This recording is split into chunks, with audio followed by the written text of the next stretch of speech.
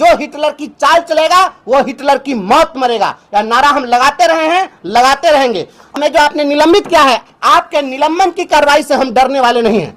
नमस्कार, आप देख रहे हैं अब तक बिहार न्यूज। परिवर्तनकारी प्रारंभिक शिक्षक संघ के प्रदेश अध्यक्ष बंशीधर ब्रजवासी को नियोजन इकाई की ओर से निलंबित कर दिया गया है। इसके बाद बंशीधर ब्रजवासी ने के पाठक पर आग बबूला हो गए। जान लीजिए आदरणीय के पाठक जी, मैं साफ साफ बतला देना चाहता हूं, मैं एक शिक्षक का बेटा हूं और माता पिता का यही वचन है, पुत्र न मेरा कोख ल जाना, 1 इंच पीछे मत हटना, चाहे इंच इंच कट जाना। यह हमारे अपने परिवार का संस्कार है और माता पिता का वचन है कि 1 इंच भी पीछे अपने डिटर्मिनेशन से हम हटने वाले नहीं हैं, डिगने वाले नहीं हैं। इसलिए शिक्षकों को जो आप प्रताड़ित कर रहे हैं, आप हमें निलंबित करिए, बर्खास्त करिए कि हम प्रण को तोड़ने और भागने वाले लोग नहीं हैं। आपने जो हमारे खिलाफ निलंबन की कार्रवाई करवाई है, आप में अगर हिम्मत है तो आप हमें बर्खास्त करके दिखाते। आपने जो पत्र जारी करवाया था इसके पहले नियोजन इकाई को जो लिखवाया, उसमें आपने कहा था कि इन्हें बर्खास्त किया जाए, वो बर्खास्तगी की अनुशंसा थी, तो आखिर हमें बर्खास्त क्यों नहीं किया गया? तो उन्होंने तो कहा था बर्खास्त करने के लिए, तो निलंबन की कार्रवाई क्यों हुई?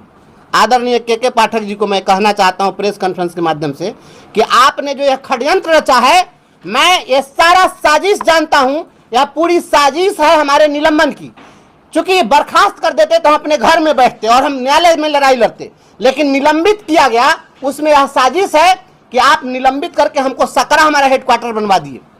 किसी भी नियोजित शिक्षक को निलंबित करके उसका हेडक्वार्टर क्या नियोजन इकाई के बाहर किया जा सकता है, या किस प्रोविजन में? आदरणीय के पाठक जी, या बताएं जिला प्रशासन, बताएं डीओ साहब कि आप किसी नियोजित शिक्षक को निलंबित करके उसके नियोजन इकाई से बाहर अवस्थित किसी कार्यालय में कैसे पदस्थापित कर सकते हैं? क्या यह बीडीओ साहब को अधिकार है? यह बिल्कुल नियम विरुद्ध है, गैर कानूनी है। ऐसा आदेश दबाव में डालकर इसलिए करवाया गया है क्योंकि हमारे घर से 50 किलोमीटर की दूरी पर सकरा है। हम वहां 50 किलोमीटर प्रतिदिन आएंगे जाएंगे, तो रास्ते में ये लोग हमारी हत्या कराना चाहते हैं। ये लोग रोड एक्सीडेंट करा के हमको मारना चाहते हैं। ये हत्या की साजिश है और इसका मुख्य कारण यही है कि ये जितने घोटाले हुए हैं, चाहे वो प्रीफैब स्ट्रक्चर घोटाला हो, समरसिबल घोटाला हो, बेंच डेस्क घोटाला हो, थाली घोटाला हो, बैग घोटाला हो, शिक्षक बहाली घोटाला हो, हम तमाम घोटालों पर बोलते रहे हैं और इसका पर्दाफाश करते रहे हैं। यदि आप हिटलर के नक्शे कदम पर चलेंगे तो हम आपको हिटलर कहेंगे, और अगर हम हिटलर कहते हैं या बिहार का कोई नागरिक कहता है तो आपको गौरवान्वित होना चाहिए, क्योंकि आप हिटलर के नक्शे कदम पर चल रहे हैं। और जो हिटलर की चाल चलेगा वो हिटलर की मौत मरेगा। यह नारा हम लगाते रहे हैं, लगाते रहेंगे। और आंख में काला चश्मा लगाकर आप नजर मिलाकर के कब तक, नजर छिपाकर कब तक भागते रहिएगा? कितने दिन छिपे रहोगे छज्जे की आड़ में? एक दिन आना होगा खुले बाजार में। आदरणीय के पाठक जी, भ्रष्टाचारी को हम भ्रष्टाचारी कहते रहे हैं, कहते रहेंगे। यह नौकरी हमारी रहे या जाए इससे कोई गम नहीं है। बिहार के तमाम अपने शिक्षकों से मैं आह्वान करता हूं, आप तमाम साथी जो जहां भी हैं तैयार रहिए, और ये जो कुछ भी अन्याय हो रहा है इसके खिलाफ हम लोग, ये लोकसभा चुनाव की काउंटिंग होगी, आचार संहिता समाप्त होगा और हम सड़क पर उतरेंगे। पूरे बिहार के शिक्षक इसके लिए तैयार रहें। 4 माह से हमारा वेतन बंद है, अब 5वां महीना कल से शुरू होगा। आपने वेतन हमारा बंद कर दिया। क्या आपको वेतन बंद करने का अधिकार था? किस कानून में? बिना निलंबित किए हुए आप आज निलंबन की जब कार्रवाई हुई है तो उसमें भी नियोजन इकाई ने लिखा है कि जीवन निर्वाह भत्ता दे होगा, लेकिन बीडीओ ने कहा कि जीवन निर्वाह भत्ता दे होगा और डीपीओ का वेतन रोक रहेगी। किसकी बात चलेगी? यह वेतन आप कैसे रोक सकते थे? निलंबन अवधि में भी किसी को जीवन निर्वाह भत्ता दिया था। यहाँ आपने मानवाधिकारों का हनन किया है। हमने हाईकोर्ट में केस किया, प्रोन्नति का हम केस लड़ रहे हैं। आप इसीलिए ना हमको आप डिसमिस करना चाहते हैं और सस्पेंड करना चाहते हैं, क्योंकि हम प्रमोशन की लड़ाई नहीं लड़े, ताकि वहां पर आप बच जाइए। आप इसीलिए हम पर कार्रवाई करना चाह रहे हैं ना कि बिहार के हम शिक्षकों के अधिकार की लड़ाई लड़ रहे हैं कि नहीं, इन्हें ग्रेच्युटी का लाभ दीजिए। 19 तारीख को ग्रेच्युटी का केस लगा हुआ है हाईकोर्ट में। आप इसी के लिए ना हमें प्रताड़ित करना चाहते हैं। बिहार के तमाम शिक्षक साथियों, मैं आपकी आवाज बनकर खड़ा था, खड़ा हूं और खड़ा रहूंगा। हमें वेतन मिले नहीं मिले, यह चिंता बिहार के शिक्षक समाज को करना है। शिक्षक करें कि हमारा क्या होगा, लेकिन हम जब तक हैं हम लड़ेंगे।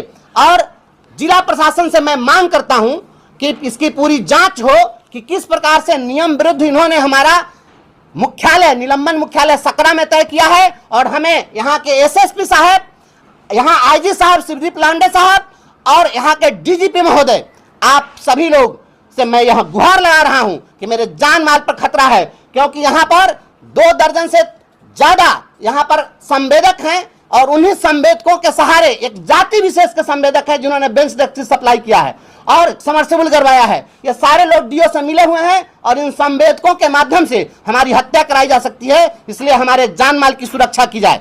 और डीओ साहब के साथ अगर कहीं पर कोई घटना घटी तो उनको बॉडीगार्ड उपलब्ध कराया गया। हम 6 लाख शिक्षकों की लड़ाई लड़ रहे हैं और एक बिहार के जिम्मेवार, भारत के जिम्मेवार नागरिक होने के नाते एक लड़ाई लड़ रहे हैं, क्योंकि हमारा फंडामेंटल ड्यूटी भी है, हमारा मौलिक कर्तव्य भी है कि सरकारी संपत्ति की रक्षा करना। ये सरकार के पैसे को ये बंदरबाट कर रहे हैं। चारा घोटाला से बड़ा घोटाला हुआ है। आज शिक्षक बहाली में भी जो घोटाले हुए वो तो सामने आ गए।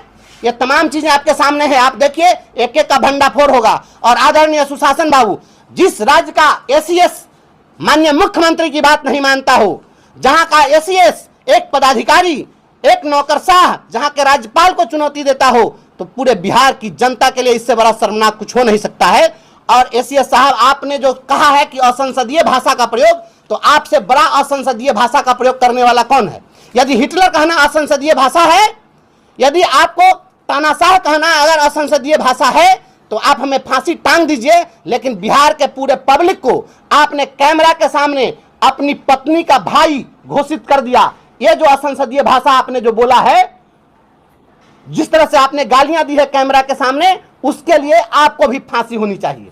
हमें भी फांसी चढ़ा दीजिए और इन्हें भी फांसी चढ़ा दीजिए, तभी न्याय हो सकता है। एक पक्षीय नहीं चलेगा। बिहार के तमाम लोगों से मेरा आह्वान है कि इस अन्याय की लड़ाई में आप एकजुट हो, हमारे साथ खड़े रहें। और जैसे ही ये चुनाव की काउंटिंग होगी, हम सड़कों पर उतरेंगे। और हमारी जो वीडियो साहिबा है मरवन की, वीडियो साहिबा, मैं जान रहा हूं कि वो इनोसेंट लेडी हैं, उनसे हमारा कोई व्यक्तिगत कोई दुश्मनी नहीं है। उन पर प्रेशर डाल करके और सकरा मुख्यालय करवाया गया है। मैं वीडियो साहिबा से भी अनुरोध करता हूं कि आप हमारा निलंबन मुख्यालय अविलंब चेंज करिए, प्रखंड में आपको जहां बनाना है बना दीजिए, लेकिन सकरा से अविलंब हटाइए। आपको फंसाने की साजिश है, आपको फंसाया जा रहा है, आप पर दबाव डाल करके। कोर्ट में जब हम जाएंगे तो फिर आप ही को जवाब देना पड़ेगा। इसलिए आप किसी के दबाव में काम न करें। और अगर निलंबन मुख्यालय हमारा आप चेंज नहीं करेंगे, वैसी स्थिति में कोई भी अप्रिय घटना घटेगी, इसके जिम्मेवार के पाठक होंगे। मुजफ्फरपुर के डीओ होंगे, मुजफ्फरपुर के डीपीओ होंगे और यहाँ का जिला प्रशासन होगा। आप तमाम लोगों से मेरा अनुरोध है कि हमको आप न्याय दीजिए। और प्रेस मीडिया के साथ माध्यम से हम इस संवाददाता सम्मेलन को हमने आयोजित किया और हम अपनी बात रख रहे हैं। यह बात आम लोगों तक पहुंचे और सभी लोग जाने। हम केवल हमें निलंबित किया गया, केवल इसी की बात नहीं है। बात बिहार के गांव गरीब के बच्चों के, जो बच्चे दम तोड़ रहे थे, जो शिक्षक प्रतिदिन मर रहे हैं। आज स्कूलों में अप्रैल में जब मौसम कुछ ठीक था, उस समय पढ़ाई हो सकती थी, उस समय आपने पढ़ाने नहीं दिया। और जब मौसम गर्म हो गया तो आपने छुट्टी कर दिया। अब बताइए, उस समय ही बच्चा नहीं पढ़ा, अभी भी बच्चा नहीं पढ़ रहा है। पढ़ाई किसकी बाधित हो रही है? ये कौन सी पढ़ाई का मॉडल है भाई? ये कोई पढ़ाई का मॉडल है? आप पढ़ाना नहीं चाह रहे हैं, बल्कि बिहार के बच्चों के भविष्य के साथ खिलवाड़ करना चाहते हैं।